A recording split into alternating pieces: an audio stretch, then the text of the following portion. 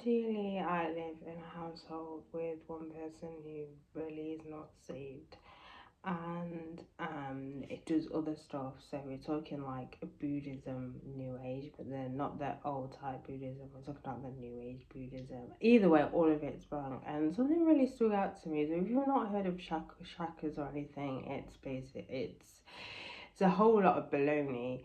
But basically, it's meant to be like each. I don't understand it. But what stood out for me was this incense that says in the seven chakras. Again, I don't know much, but if you go through all of them, you've got, I understand, I'm not going to go through what each one is because I'm not here promoting this rubbish. I'm highlighting actually this thing that stood out for me. I understand, I see, I talk, I love, I do, I feel, I am.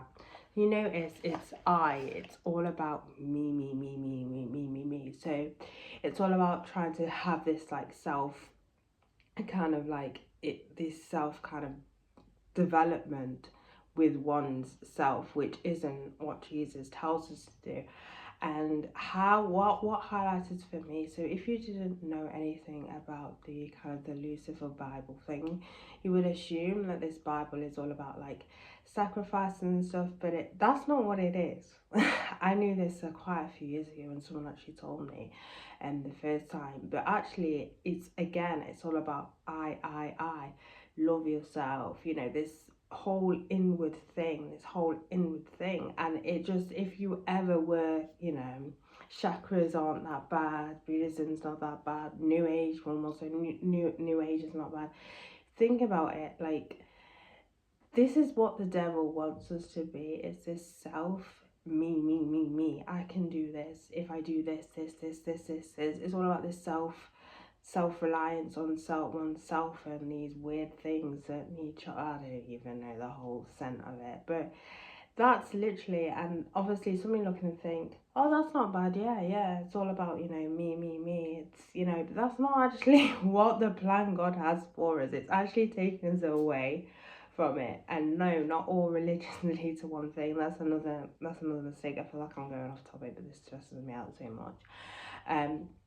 Well, yeah, it's the fact that it's me. And when we read the Bible, it's not about me, I. It's actually about, you know, treating other people, putting ourselves as second and putting other people first. It's not about this self kind of reliance either. We rely on Jesus. Jesus guides our way. We don't guide our way. We may have our past, but at any point, God can be like, yeah, cool plan, but that's not what I want for you. I want you to do this, and he'll take you in a different direction. So we can have whatever plans we want, but actually we're not in control. It doesn't matter how many rituals we do, how many meditations we do. We're not in control, or how many what's that other thing called? Manifestation. We can do all this, but Jesus is in control. And even though it may look like, oh, everything's working and stuff, think about it. What are you actually wanting? Because the devil will give you things that go against God. He'll give you things that go against God, and you think that they're fulfilling for you. They're not. They're completely destroying your soul. But I thought that was really interesting how in just boldness it just says I, and how it's just, you know, it's not about me at all.